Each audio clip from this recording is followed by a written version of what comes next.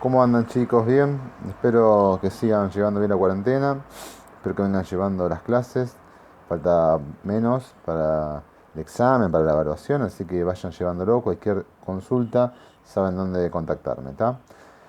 Vamos a ver hoy el segundo macronutriente, las proteínas, y vamos a ver lo que es la estructura, clasificación, importancia a nivel deportivo y la que es la prescripción para un deportista, ¿está? Vamos a empezar definiendo lo que es una proteína.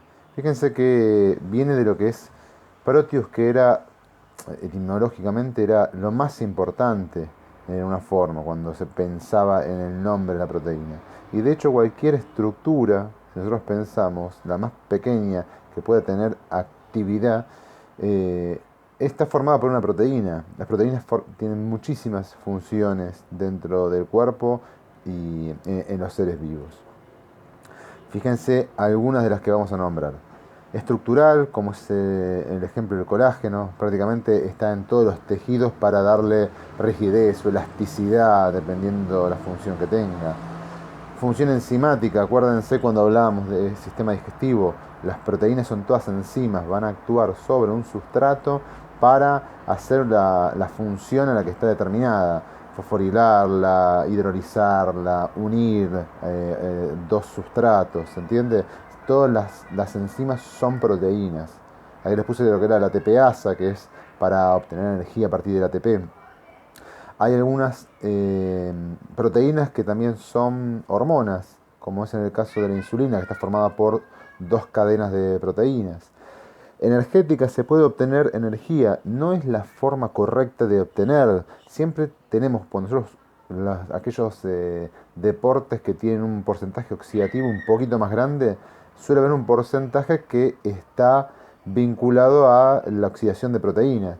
Dependiendo cómo estén nuestras reservas de glucógeno, vamos a saber si esas proteínas oxidadas es de mayor o menor porcentaje, pero en realidad no deberíamos tener un gran porcentaje de oxidación de proteínas porque nosotros no tenemos reserva de proteínas en el cuerpo. Son proteínas que están formando una función. Cuando nosotros las oxidamos, como las proteínas del músculo, de la martina, miocina, las que son del músculo, vamos a perder esas proteínas la función que tenían, no como las grasas o los hidratos de carbono que están depositados para exclusivamente su reserva, para su utilización. ¿Tá? Y brindan 4 kilocalorías, igual que los hidratos de carbono, pero con vamos a ver un poquito más adelante, un complejo un poco más difícil de obtener.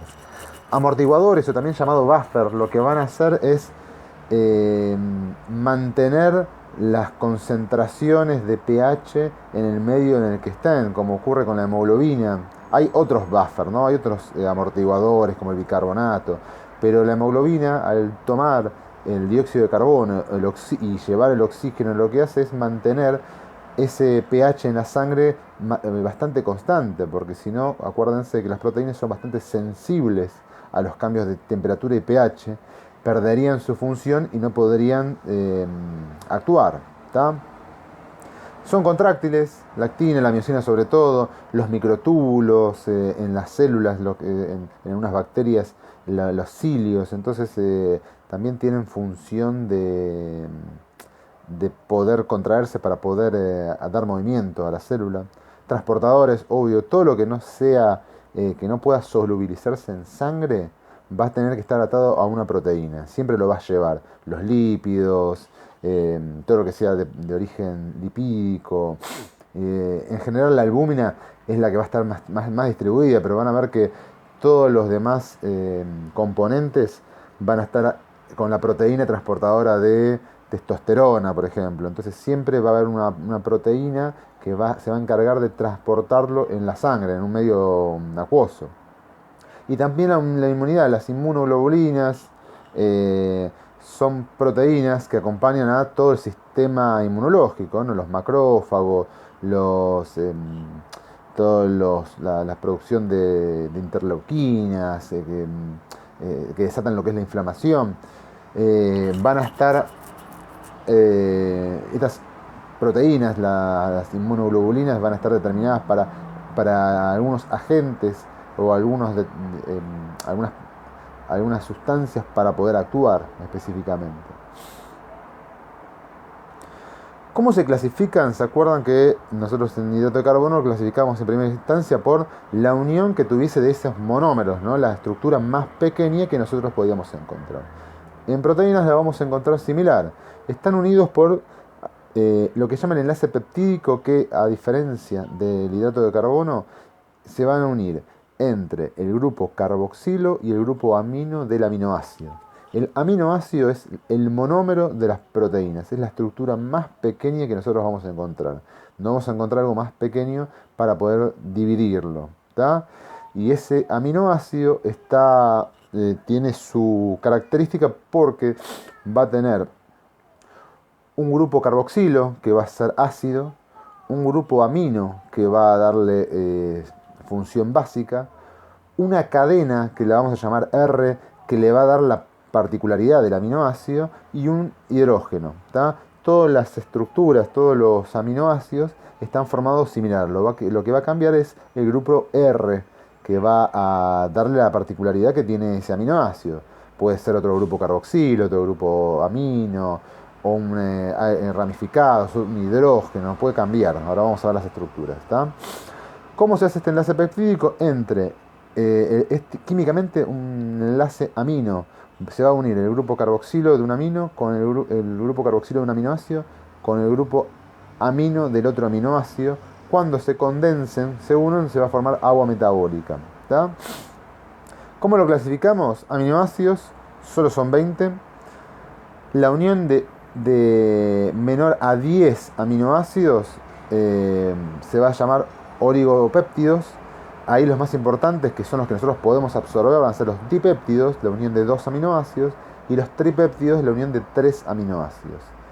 Entre 10 y menor a 50 aminoácidos, los vamos a llamar polipéptidos. ¿Se acuerdan cuando hablábamos de digestión? Cuando llegaba la proteína al estómago, la pepsina iba a actuar sobre la proteína para transformar esa proteína en polipéptidos, ¿no? En cadenas de aminoácidos más cortos para que puedan actuar después en el jugo pancreático.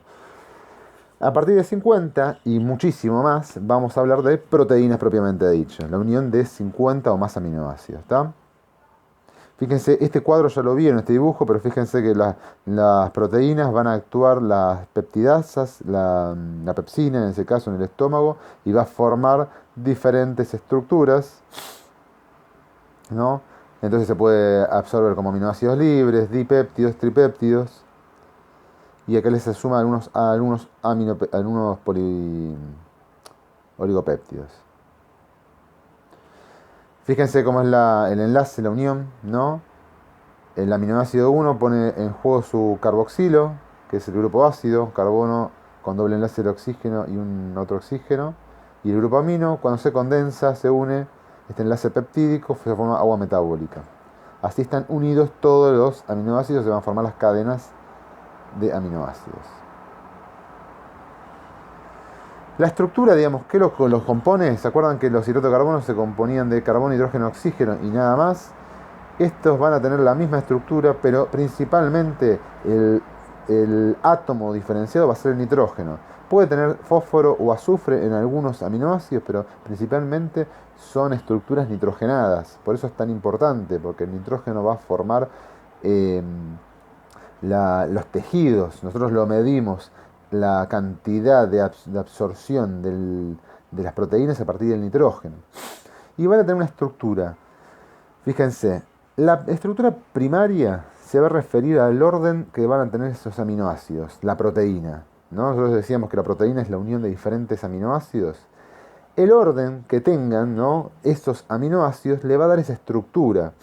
Nosotros podemos tener proteínas de carne como de pollo o del músculo del cerdo o de la carne. Y fíjense que visualmente son diferentes y sin embargo tienen la misma cantidad de aminoácidos. Lo que cambia es este orden, cómo están distribuidos o cómo están ordenados estos aminoácidos en la proteína. Cuando esos aminoácidos que tienen características que ahora vamos a ver por el grupo que los acompaña, empiezan a atraerse entre sí, se van a empezar a plegar, a compactar. Esos plegamientos pueden ser de dos tipos, o alfa hélice, que es tipo espiralado, o lámina plegada, que van a ver que es como si fuese guardar plegar una sábana, en el sentido de que la atracción es mucho más cercana, se atraen mucho más entre sí. Esta atracción que van a tener los aminoácidos con esta disposición secundaria va a hacer que tomen una forma tridimensional, que va a ser la estructura terciaria. Cuando las proteínas tienen mayor atracción o mayor estructura secundaria como alfa hélice, la forma tridimensional que van a tomar son de proteínas tipo globulares. Estas proteínas globulares, que están un poco más separadas, van a tener una función biológica muy importante, como es la albúmina, porque van a formar anticuerpos, proteínas transportadoras, no me acuerdo si alguna más la lactina puede ser una estructura parecida, ¿tá? Van a tener una importancia por su disposición, una, una función biológica muy importante porque se van a poder trasladar, van a ser primero mucho más afines al agua, entonces se van a poder disolver para poder transportarse en el medio acuoso como es en la sangre, ¿tá? Cuando las proteínas tienen mayor cantidad de aminoácidos que en su estructura tienen estos plegamientos tipo lámina plegada, como se van a traer menos, van a ser más rígidos, pero van a ser mucho más estables, van a ser mucho más duros. Entonces este tipo de proteínas se van a llamar fibrosas, como ocurre con el colágeno, la elastina, la queratina, que son proteínas que van a estar presentes en estructuras más resistentes, como ocurre, ¿no?, con el pelo, con las uñas, con la parte más externa de la piel. Este tipo de proteínas van a ser mucho más resistentes a las presiones. Entonces, por su distribución, van a ser más fibrilares, más alargadas, más plegadas, más compactadas, ¿tá? Hasta acá, en la estructura terciaria, las proteínas son funcionales. No hay proteínas con estructura primaria y secundaria que puedan funcionar. Cuando llegan a la estructura terciaria, estas proteínas ya tienen función. Pero hay veces que hay proteínas que se unen estas estructuras y van a formar esta estructura terciaria una subunidad de otra proteína, como ocurre con la hemoglobina. La hemoglobina está formada por cuatro proteínas globulares que se unen en sí y ahí recién van a tener la función.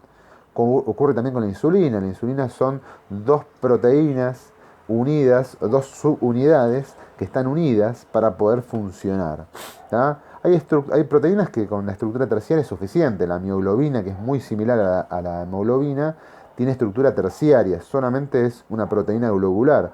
Pero la mioglobina y la hemoglobina se unen cuatro subunidades para poder ser funcional, ¿tá?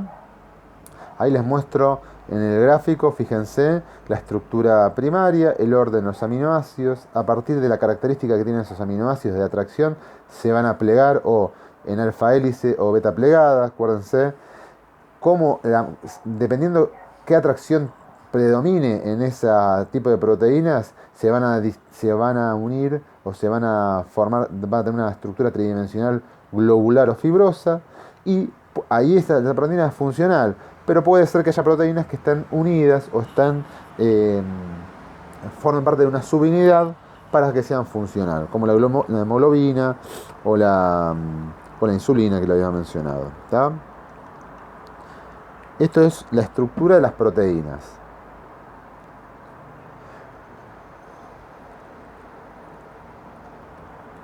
¿Ven? La forma tridimensional puede ser globular o fibrosa. La composición puede ser homoproteínas o hetero, como hablábamos antes. Hay algunas proteínas que va a haber algún aminoácido, algún hidrato de carbono o lípido, ¿no? Eso se van a llamar heteroproteínas, como ocurría con las glucoproteínas de la membrana. Y también los podemos clasificar como por sus funciones, como lo vimos en la primera diapo. ¿no? Las proteínas de tipo contráctiles, proteínas eh,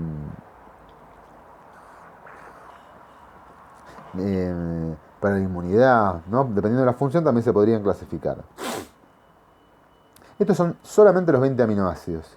Con todos estos aminoácidos se forman todas las proteínas. No hay otros aminoácidos como ocurre con los hidratos de carbono, que son cientos, ¿no? O los ácidos grasos, que los vamos a ver la semana que viene, son un montón. A partir de estos 20 aminoácidos se forman todas las proteínas. Y fíjense que todos tienen su grupo amino y grupo carboxilo, y después tienen esa cadena R, que va a ser ese grupo R, que va a ser que le modifique, va a darle la eh, particularidad al aminoácido. ¿Tá? Va a haber, a diferencia de los hidratos de carbono, que nosotros los podemos de alguna forma, el aminoácido que nosotros, el hidrato de carbono necesitamos es la glucosa, los aminoácidos hay algunos que no los vamos a poder fabricar, los vamos a tener que ingresar con la dieta.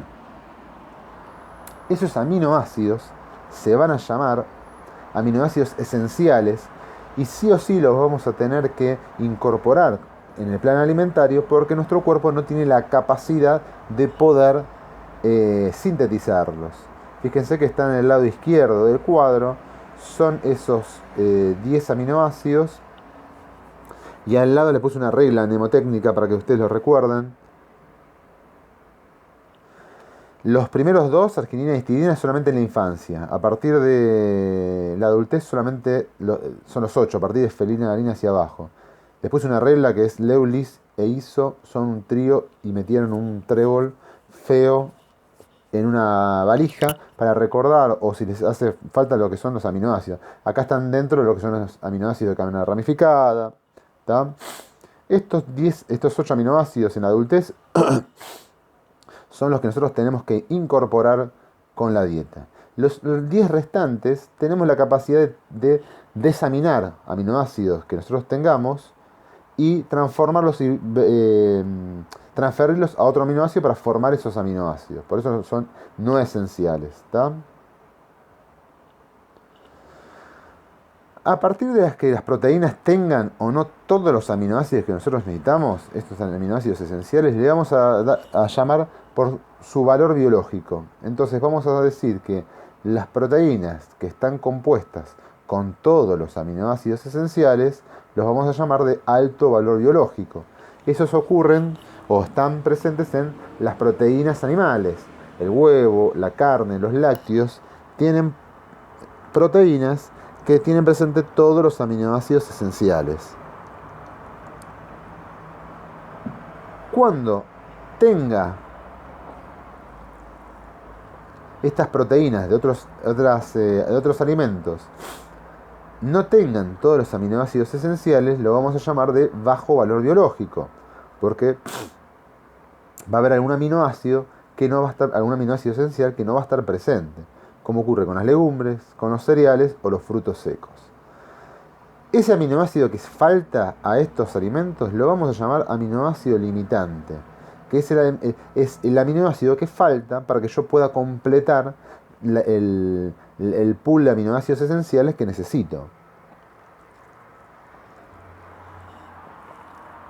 Y vamos a encontrar un concepto que es la digestibilidad, que es muchas veces nosotros podemos tener consumos de proteínas muy grandes, proteínas vegetales, pero no todas esas proteínas se absorben. Entonces tenemos que pensar que la digestibilidad, ¿no? El nitrógeno absorbido sobre el nitrógeno ingerido es una relación para poder saber si todo lo que nosotros consumimos es lo que está siendo absorbido. ¿Tá? Más o menos se calcula que cada 6 gramos de proteínas, cada 6 gramos con 25, es 1 gramo de nitrógeno para que pueda utilizar el cuerpo en diferentes estructuras. Proteínas,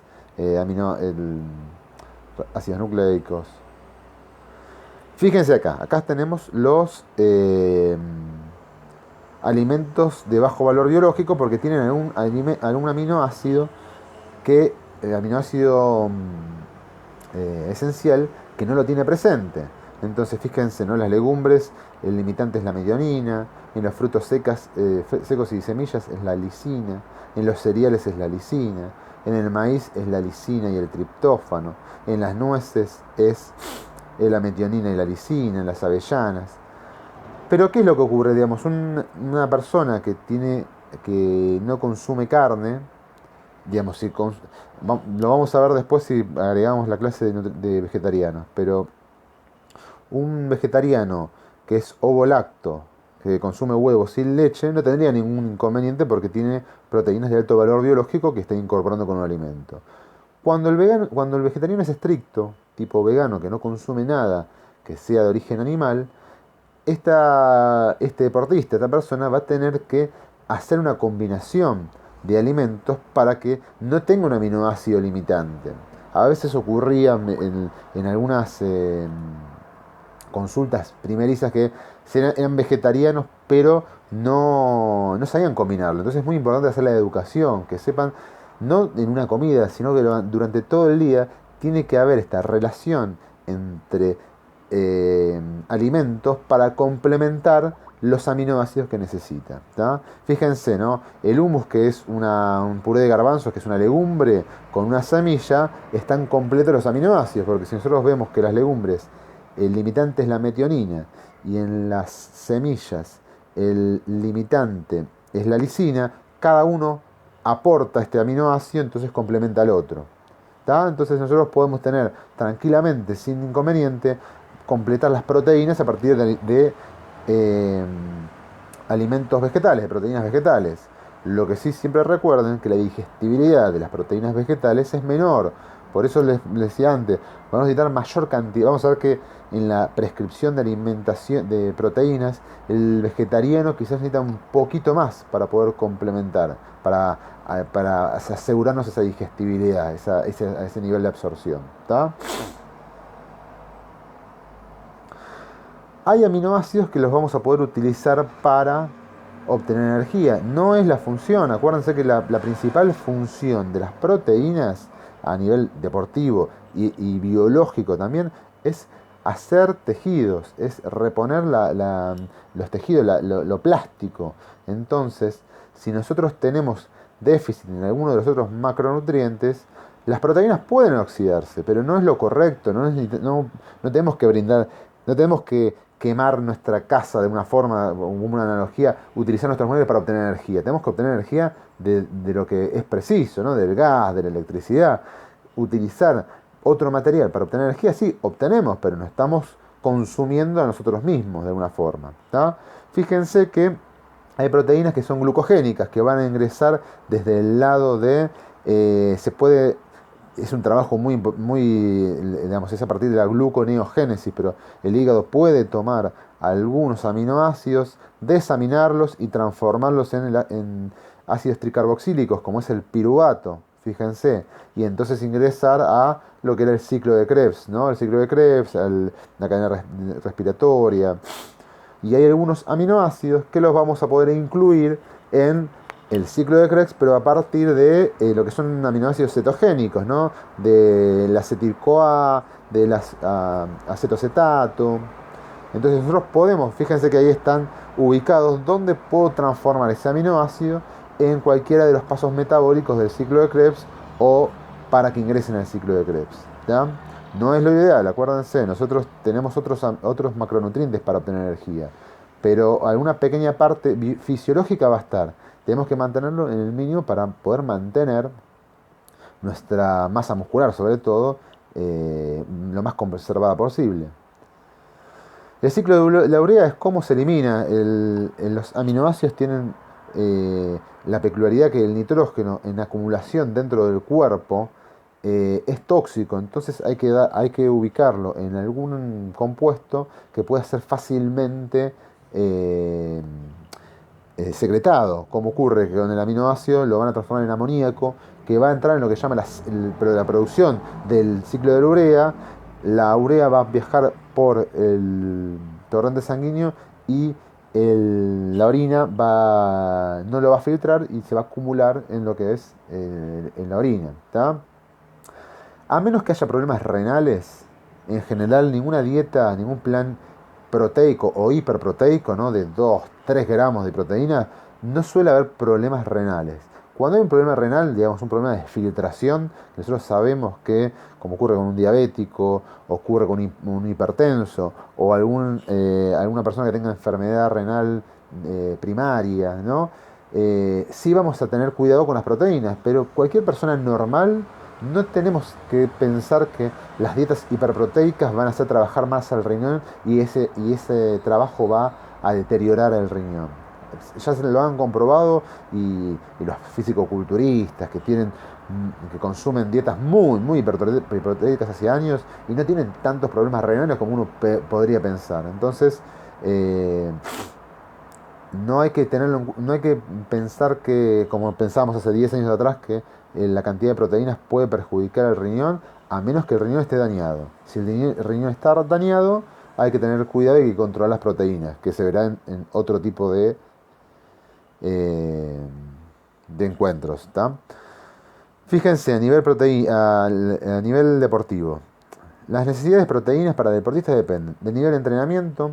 A mayor cantidad de entrenamiento, si yo entreno una vez por día, las proteínas las cubro tranquilamente. Si entreno 3 veces por día, digamos en triple turno por una pretemporada, probablemente tenga que empezar a aumentar el nivel de proteínas y modificar la forma en que lo voy a dar, porque las proteínas, como vimos, en los alimentos que están presentes son de una digestibilidad baja, en el sentido de que tengo que estar mucho tiempo digiriéndolo las proteínas para poder después absorberlas. No es como los hidratos de carbono que se absorbía gran parte en la boca y después a la media hora una comida rica en hidratos de carbono, a los 30 minutos ya podía estar prácticamente absorbido. ¿Tá? Entonces, dependiendo cómo estemos entrenando, el nivel de entrenamiento que tenga ese deportista, vamos a encontrar si precisa más proteínas o no, o si necesita modificar la forma en que nosotros la vamos a brindar. En general está sobrevalorado la cantidad de proteínas. Digamos, uno suele pensar que siempre está corto de proteínas, y lo van a ver después cuando veamos el registro alimentario de su deportista, que en general las dietas, los planes alimentarios de acá Argentina, sobre todo por el consumo de carne, están siempre cubiertas, casi siempre. El gran problema que nosotros vamos a tener son sobre los hidratos o la forma de los hidratos, pero las proteínas siempre están cubiertas por los alimentos. Después vamos a ver por la demanda si necesita más o en qué forma. ¿Tá? Tipo de entrenamiento, los entrenamientos o los deportes que sean más de impacto van a necesitar mayor cantidad de proteínas, ¿no? El vóley con el salto, los levantadores de pesas, digamos, porque la contracción es mucho mayor, hay mayor ruptura de esas proteínas contráctiles, o sea que tenemos que reponer más. La intensidad a intensidades mayores, ¿no? De RM, del volumen eh, de oxígeno, del máximo de oxígenos mayores, quizás vamos a tener mayores demandas de proteínas. Y siempre va a depender de disponibilidad. Si las reservas de glucógeno están completas, las proteínas prácticamente no van a tener función oxidativa o de brindar energía. Si las reservas de glucógeno están deplecionadas, agotadas o a partir de la recuperación no se pudieron reponer, va a haber mayor participación de las proteínas y eso es perjudicial para el rendimiento deportivo. ¿Tá? En una persona normal se calculan por el porcentaje de BCT, o sea que de la energía que yo le tengo que dar, saco un 15, un 20% de ese porcentaje, tiene que aportarle esa energía a las proteínas. En todos los deportistas, en todos los deportes van a ver que nosotros calculamos siempre por gramos de proteína por kilogramo de peso, como hicimos con los hidratos de carbono. Entonces vamos a tomar el peso corporal de la persona, vamos a ver la recomendación que le corresponde y con eso vamos a obtener el producto final de las proteínas. ¿Tá? Fíjense, este es el que está en el libro y ahora le voy a mostrar el año pasado la actualización. Vamos a utilizar esto para forma didáctica, pero fíjense que se va modificando bastante. El consumo de personas normales están entre 0,8 y 1. Deportes recreativos también suele estar entre 0,8 y 1. Nosotros lo excedemos bastante más. Van a ver cuando hagan el registro alimentario. Deportes de fuerza lo vamos a aumentar. Fíjense, en la parte de mantenimiento puede estar entre 1,2 y 1,8 gramos de proteína por kilogramo de peso al día. Y en el aumento de masa muscular, en hipertrofias, digamos, buscando aumentar nuestra masa muscular, vamos a tener que aumentar la cantidad de proteínas, ¿no? Entre 1,6 y 1,8. Deportes intermitentes, que es lo que estamos hablando acá, vóley, handball, tenis, que los agregamos ahora.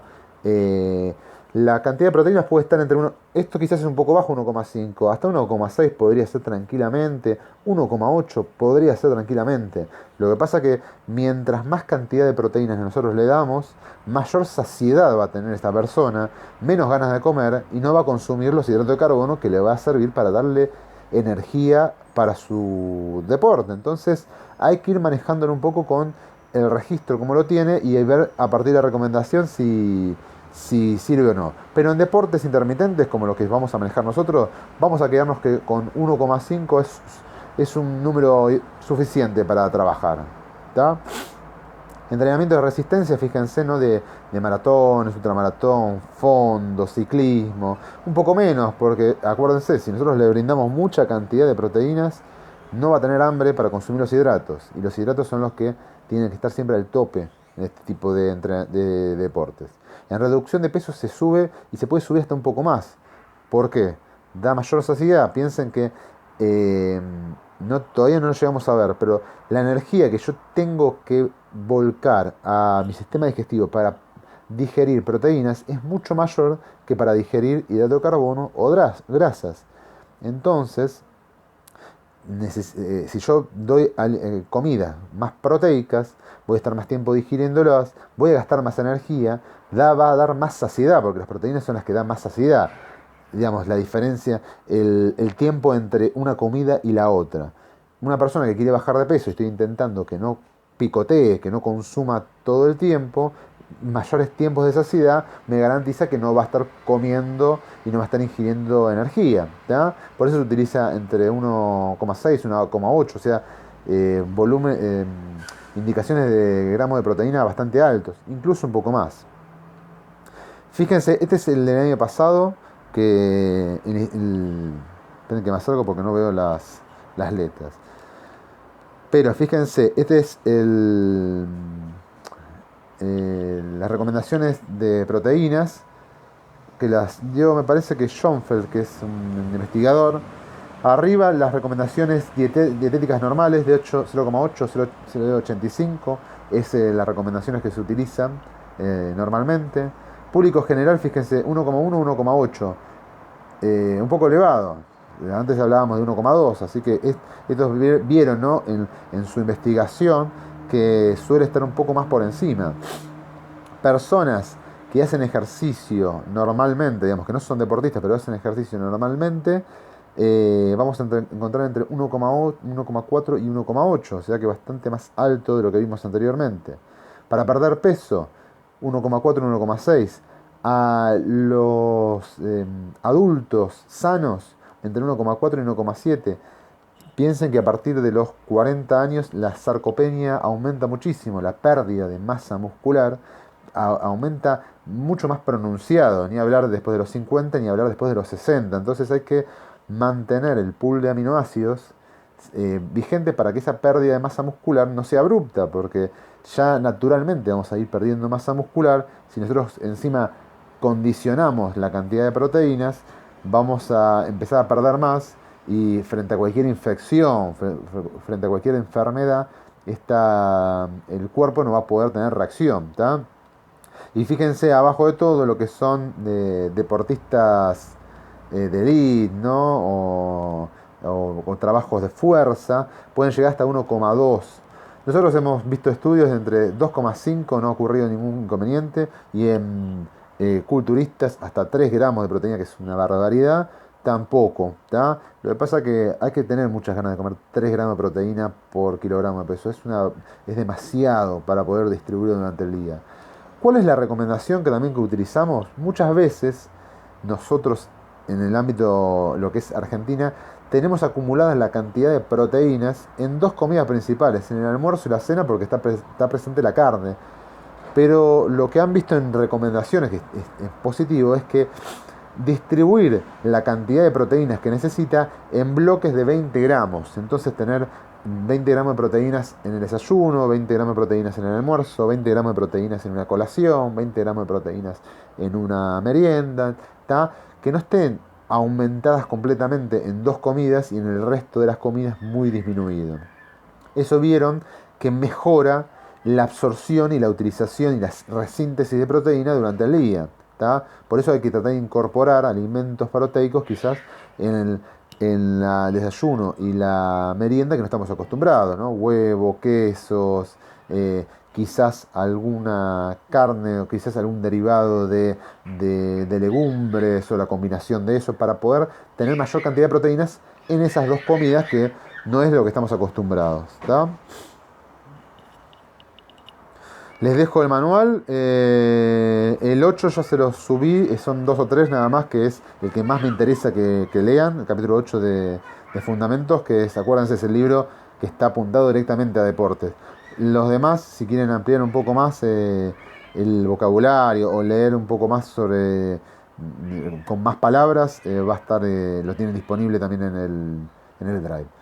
Nada más, cualquier duda ya saben contactarme, vayan leyendo chicos, porque lo interesante de las clases es no solamente repetir un poco esto, lo que vamos viendo en las reuniones, sino que ustedes me pregunten, que ustedes me cuenten para que sea en el momento del examen esté mucho más trabajado. ¿Tá? Un saludo grande y cuídense.